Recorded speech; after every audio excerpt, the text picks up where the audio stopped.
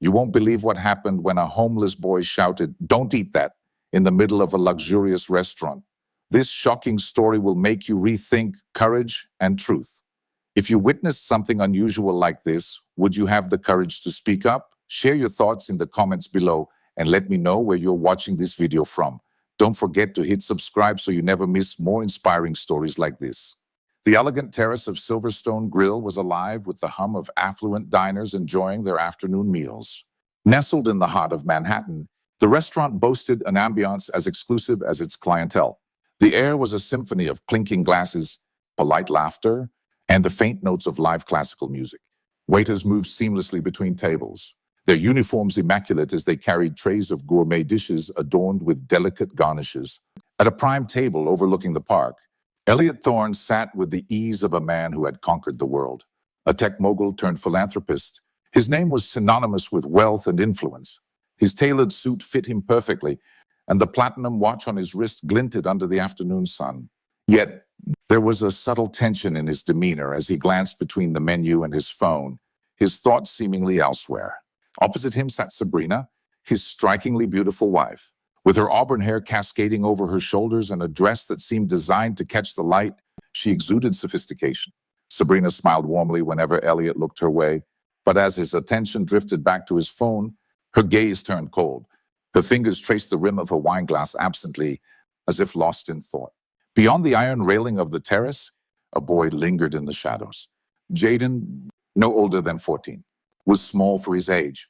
His oversized hoodie and frayed sneakers spoke of a life spent on the streets. From his vantage point, he could see everything. His stomach growled as he eyed the plates of food being served. But today, his hunger was the least of his worries. Something had caught his attention at Elliot and Sabrina's table. Jaden's sharp eyes narrowed as he watched Sabrina pull a small glass vial from her designer clutch. She moved with practiced precision, glancing around to ensure no one noticed. Jaden's breath hitched as he saw her twist the cap off and tilt the vial over Elliot's steaming bowl of soup. A clear liquid dripped into the broth, vanishing instantly. Jaden froze. His instincts screamed at him to look away, to pretend he hadn't seen anything, but his gut told him otherwise. Sabrina stirred the soup casually, her face betraying no sign of the act she had just committed. She leaned in slightly, her voice low but firm. Jaden couldn't hear her words, but her demeanor sent a chill down his spine.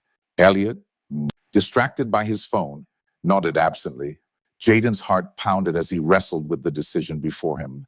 He didn't know who these people were, but he knew one thing: if Elliot took a bite of that soup, something terrible would happen. Pushing past the fear that gripped him, Jaden stepped forward. His voice cracked as he shouted, "Don't eat that!" The noise of the restaurant died abruptly. Conversations halted, utensils froze midair, and every head turned toward the ragged boy standing just outside the terrace railing.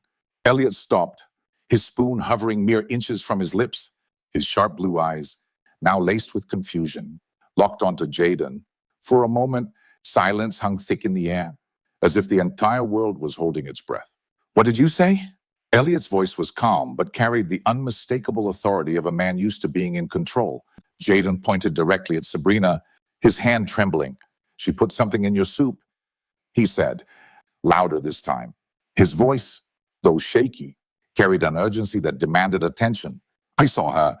Gasps rippled through the terrace as the weight of his accusation registered with the diners.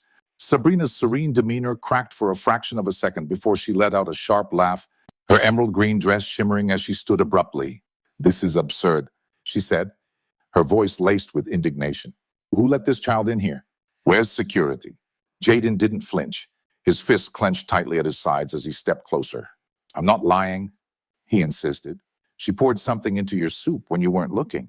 "Don't eat it." Elliot's gaze shifted from Jaden to Sabrina, his expression unreadable. Slowly, he placed the spoon back into the bowl. "Sabrina," he said, his tone calm but cold. "What is he talking about?" Sabrina's lips pressed into a thin line, and for the first time, a flicker of unease crossed her face. "Elliot, he's lying," she said quickly, her voice sharp. "Look at him. He's just some homeless kid trying to cause trouble. He probably wants money." But the crowd wasn't buying it. Whispers spread like wildfire among the diners. "Did you see her face?"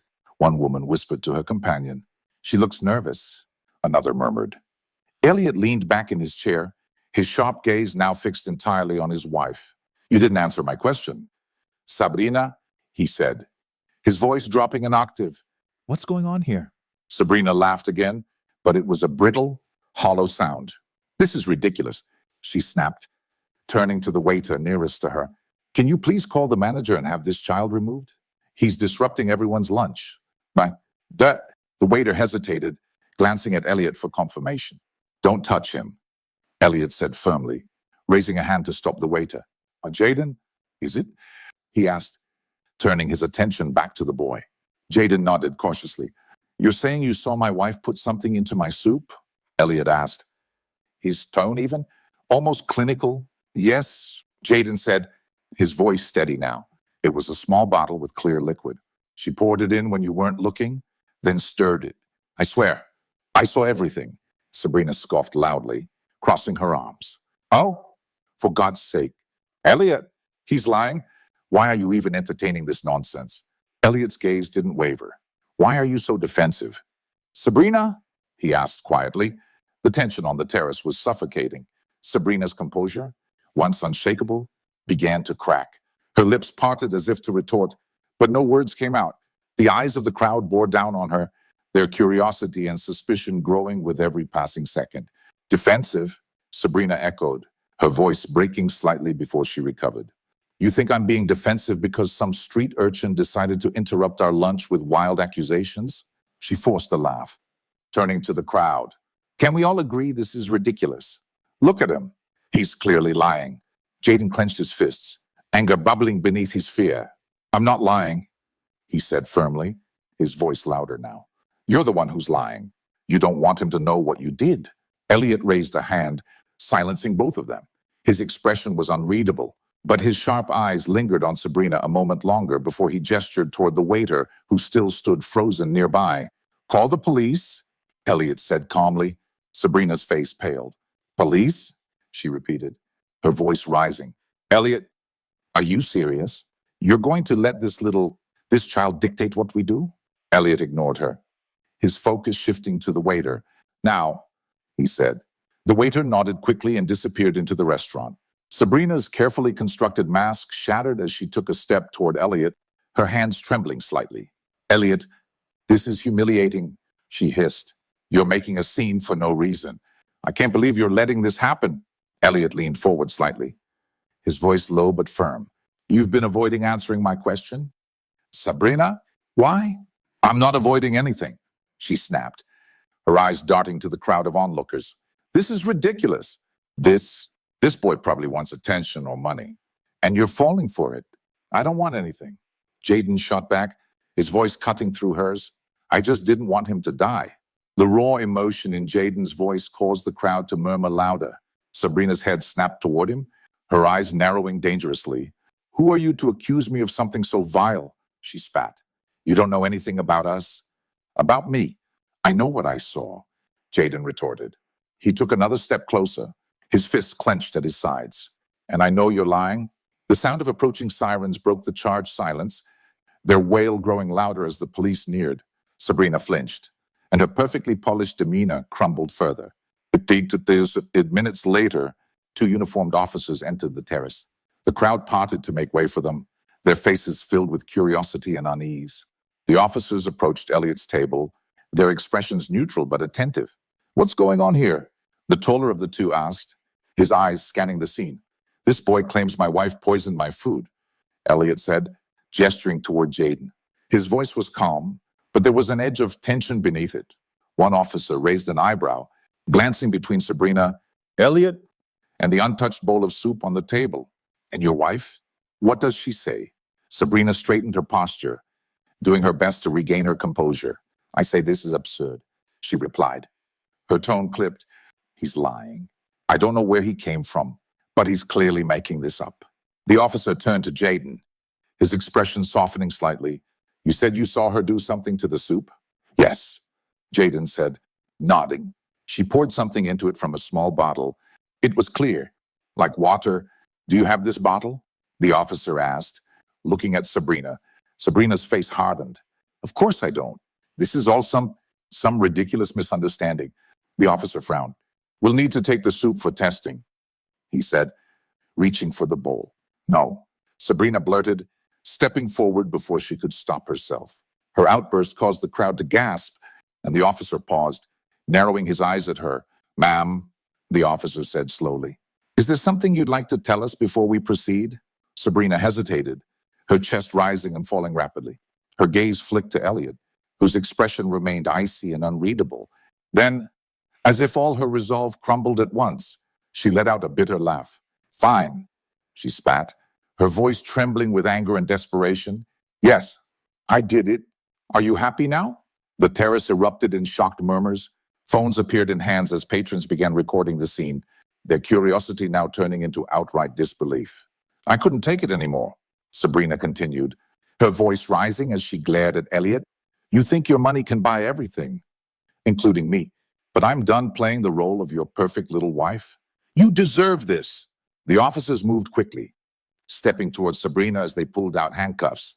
Ma'am, you're under arrest for attempted poisoning, one of them said. You have the right to remain silent. I deserve more, Sabrina screamed, trying to wriggle free as the officer secured her wrists behind her back. Do you hear me? Elliot? I deserved everything you refused to give me. Nah, Sanasi. Elliot sat motionless, his hands resting on the table as he watched Sabrina being led away. The once lively terrace was now silent except for the faint murmur of the diners and the click of Sabrina's heels against the stone floor as she was escorted out. Jaden stood frozen, unsure of what to do. His adrenaline had subsided, leaving him feeling small and out of place amidst the opulence of the restaurant. Jaden, Elliot said finally, his voice softer than before.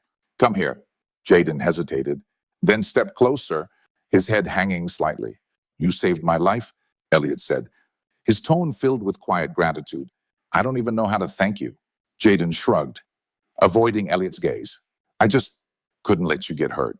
Elliot studied him for a moment, then gestured to the seat across from him. Sit, he said. You look like you could use a meal. Jaden hesitated again, but the rumble in his stomach convinced him to obey. Slowly, he slid into the chair, his eyes darting nervously around at the onlookers. As the waiters began clearing the table, Elliot pulled out his phone. You're not going back to the streets, he said firmly. Not after today. We'll get you taken care of. Jaden's eyes widened. I don't need charity, he said quickly, his voice defensive. This isn't charity, Elliot said. It's gratitude. Jaden sat in silence, his fingers fidgeting with the frayed cuffs of his hoodie.